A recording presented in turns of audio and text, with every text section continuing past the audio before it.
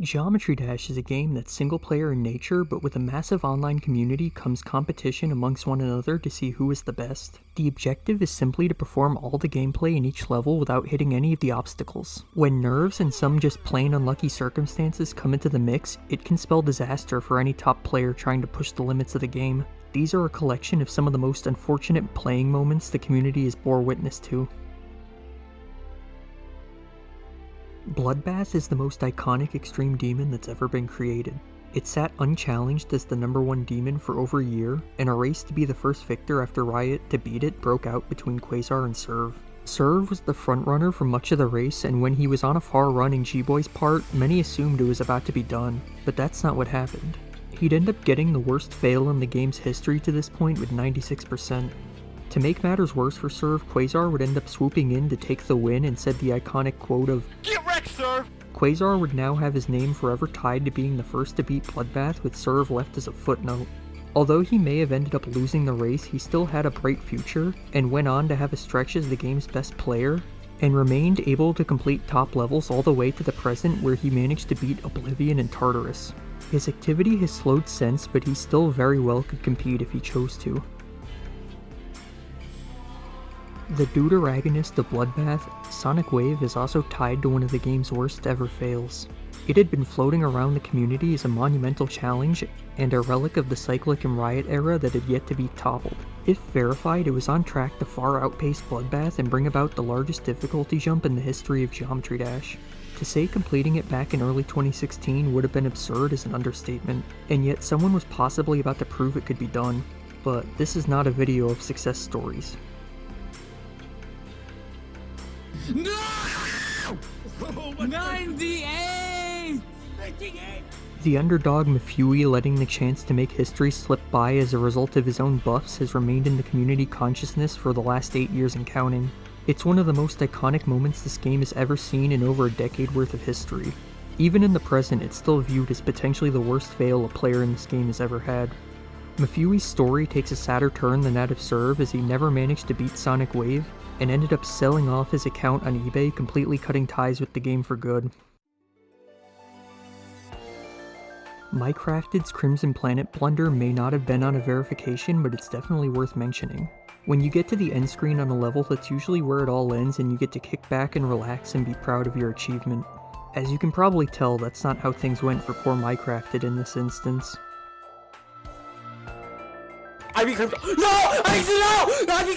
Minecrafted did not get to relax, as he accidentally exited out of the level before hitting the end wall. Reaching the end wall is required for the demon list, so exiting out voided Minecrafted's completion and forced him to rebeat the at the time top 5 demon. Luckily, it wouldn't take him too long to bounce back from this, but it's still a pretty well known moment of Minecrafted's career. He wouldn't end up being the only one to choke this way either, as Markush would end up exiting out of the end screen on Sonic Wave Infinity in the same exact manner.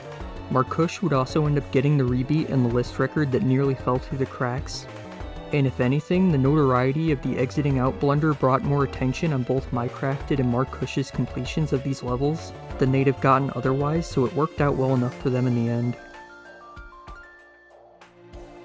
Tartarus was the most notable upcoming top 1 in the mid 2.1 era, and Mulsey was the definitive player tied to the level after chipping away at it with a level of dedication that hadn't been seen much before. To take a shot in the dark at a near impossible challenge requires a special level of commitment. He'd been inching towards the ending, and people were left waiting and wondering when he'd be able to do it. On July 26, 2019, he got his chance, but as you would expect, it slipped through his fingers. No! No! At first, it didn't seem like it would cost Mulsey the race, as at this point in time, nobody else was really close to catching him.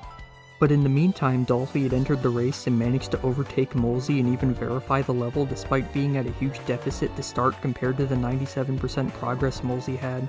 Despite coming up short, Mulsey is still fondly remembered as a legendary player who dared to push the boundaries of skill when few were willing to tolerate the ambiguity of attempting one of the hardest possible creations of its time, and he can still be proud of himself for that despite what went on to happen.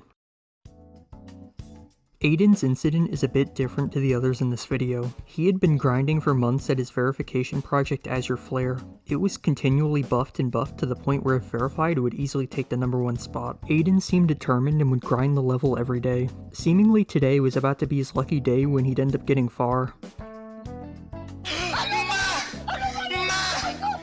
Yes! Hello, Joe! I have verified honor of the Azure Flare! What the fuck? Ken! Thank God!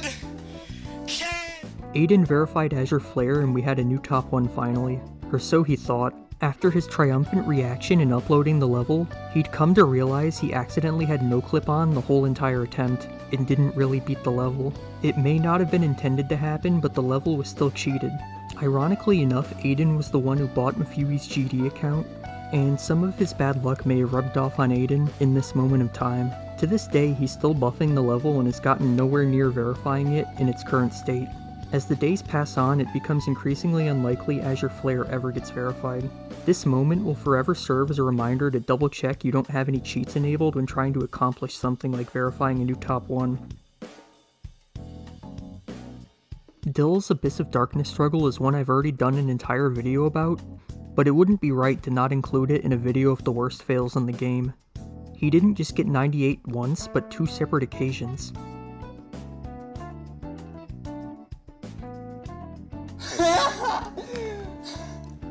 To come so close and fail twice is just heartbreaking, especially given the circumstances of what it would have done for the game and Dill's playing career. AOD was leaps and bounds harder than Tartarus, and had he not gotten 98 twice, he could have pushed the game into the post-Tartarus era before Space UK while actually being a legit player. He was so dedicated to his project that he could have beaten the game's most prolific cheater to the punch with a similar difficulty jump. That is why I hold it as being one of, if not the worst fails the game's ever seen. The post-Tartarus difficulty jump being done legitimately would have been a sight to behold.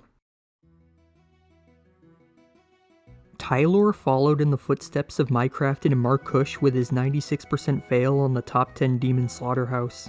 Like those two, it was past all of the actual gameplay that required inputs, but where it differs is how it happened.